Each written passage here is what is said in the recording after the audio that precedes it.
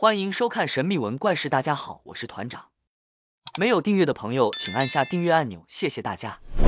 加入我们优秀神秘文怪事团，拜托大家用力按下订阅，拜托大家。大家可留言告诉我。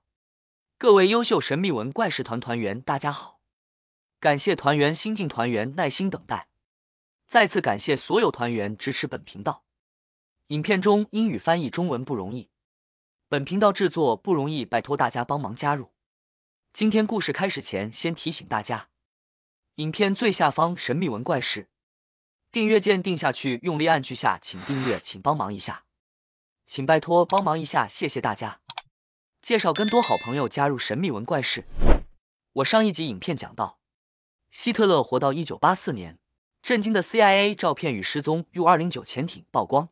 没有看过新朋友，我建议先看上一集，我把上一集影片放在说明栏。今天让我带你们进入今天的故事吧。1969年的9月，美国的小镇上，经传孩童被幽浮绑架，但是7分钟之后，孩子们又通风回来了。当地的广播电台一瞬间涌进了数十通的 call-in 电话，到底在这神秘的7分钟内发生了什么？他去简格林12岁那一年，一家人搬到大巴林顿小镇居住。他的父亲在小镇上经营小型药房，一家人把生活过得简单而富足。这个小镇规模不大，人口也不多，小到隔壁邻居生活习惯改变，你都可能会知道。但是像这样的小镇，为什么看到不明物体，事件却能深埋在心底长达50年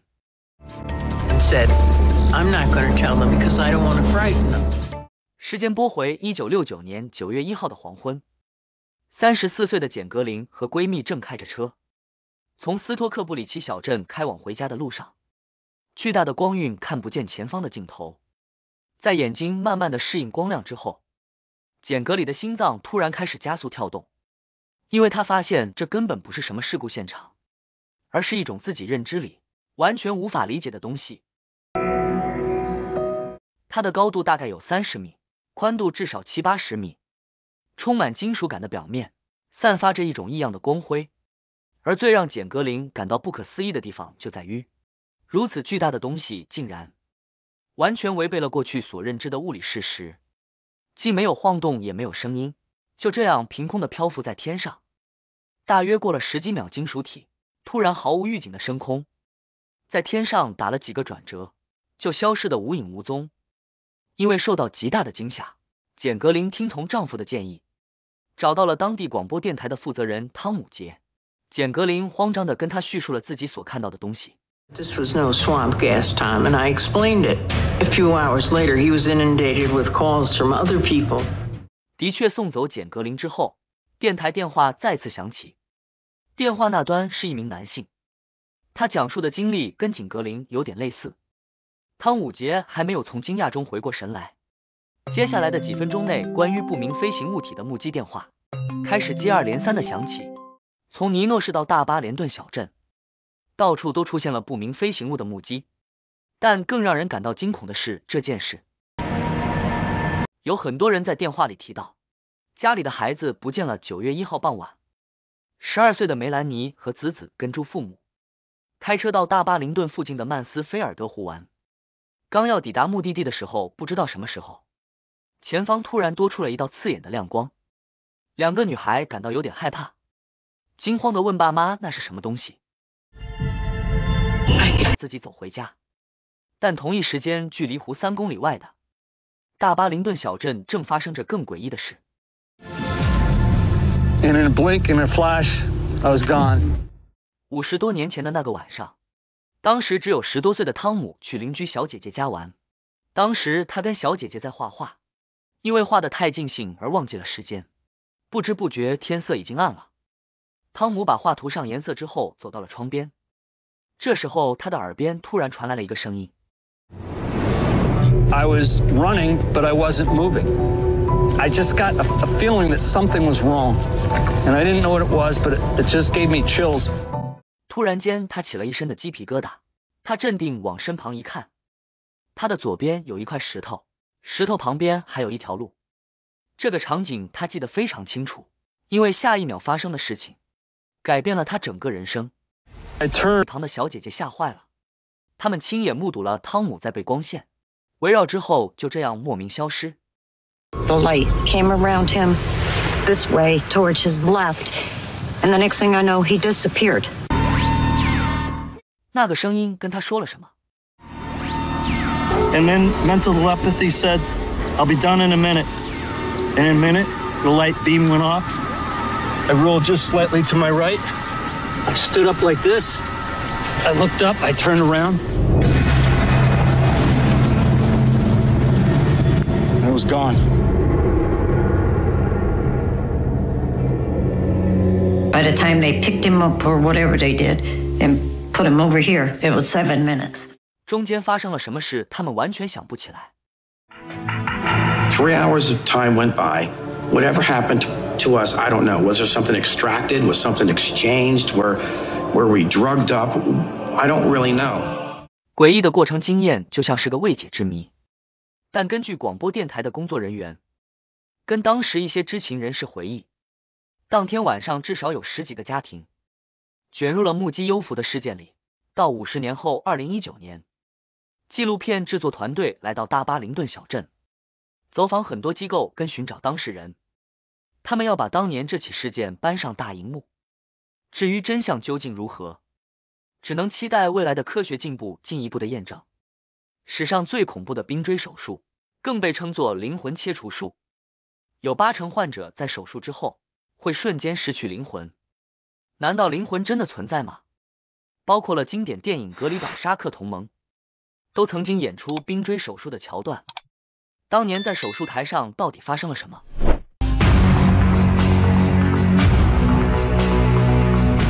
满地的骨骸让人看得触目惊心。专家研究后发现，这些遗骸大部分来自一间名为贝特莱姆的精神病院。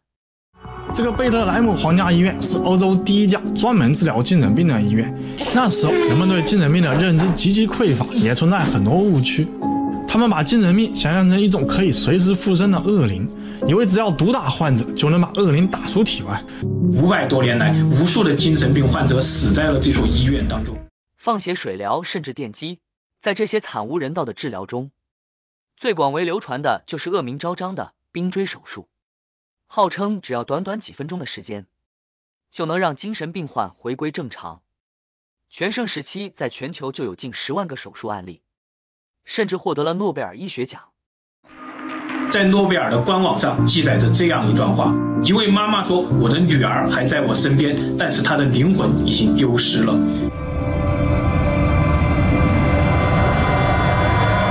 The surgery was performed using a device that resembled a regular ice pick. Instead of anesthesia, a patient was electrocuted so that they lost consciousness. Then the ice pick was pushed inside the eye socket and hammered through the orbit bone that's as thin as an eggshell. The surgeon would sweep the instrument from side to side to cut the connections between the frontal lobes and the rest of the brain. All of that could last just 10 minutes. 手术后的患者仿佛灵魂被切除，从原本的狂暴之徒变成了行尸走肉的活死人。当年没有其他医治精神疾病的疗法，加上手术简单、快速、收费低廉，依旧吸引了数以万计的病患，其中不乏政商名流。甘乃迪总统的妹妹罗斯玛丽出生时，因为脑部缺氧造成智力发展迟缓。成年后还出现了癫痫、情绪不稳以及暴力行为。甘乃迪家族生怕女儿的病情影响自家的政治声誉，于是在罗斯玛丽23岁那年，让她接受了冰锥手术。The lobotomy transformed 23-year-old Rosemary Kennedy from a vibrant and beautiful girl with a manageable behavioral problem into one with the mental state of a 2-year-old, unable to walk or speak. Her horrified father sent her to a psychiatric hospital located in upstate New York, which confused the rest of her siblings who were still unaware of the operation. 手术失败的消息被甘乃迪家族隐藏，再加上当年社会风气较为保守，认为家丑不可外扬，因此关于手术的负面消息大多被隐藏。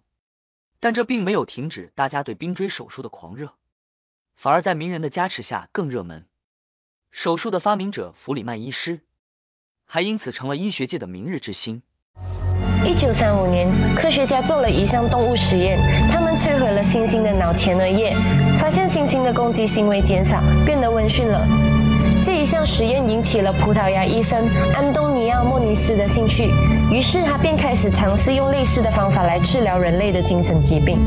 起初，额叶切除手术需要用到名为脑白质切断器的手术仪来完成。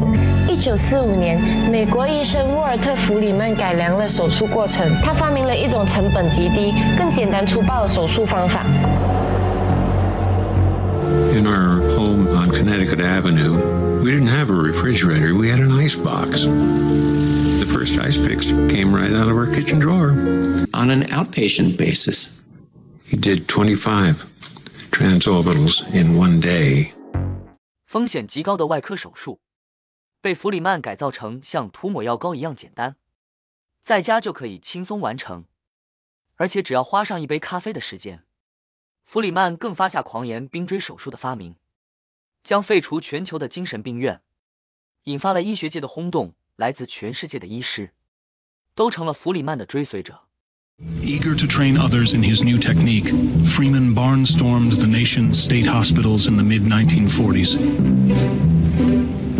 Typically, Freeman would arrive to great fanfare, and then, often with press and photographers around, he would perform his operations, sometimes one right after the other. 弗里曼还对外宣称，精神疾病必须扼杀在萌芽阶段，因此有成千上万的人没有经过检测就接受了手术。冰锥手术的热潮就这样持续到了1952年，新型药物的出现，冰锥手术开始走下神坛，各国也纷纷立法禁止。虽然难以置信，但在科学家眼中却是真能实现。或许人类就能解开许多难解的谜团，也留给团员无限想象，埋藏着无数科学难以解释的神秘事件。在这里，人类显得渺小又无力，背后的谜团让人想不清也猜不透。是否有未知力量的助力，还有待解答。是真是假，只能说信者恒信了。至今仍是人类想要解开的重大谜团，许多人还是选择宁可信其有，请大家自行判断。希望您会喜欢今天主题，也欢迎在下方留言分享你对这些的看法。大家帮我按赞、订阅、开小铃铛，谢谢。感谢收看，下次再见。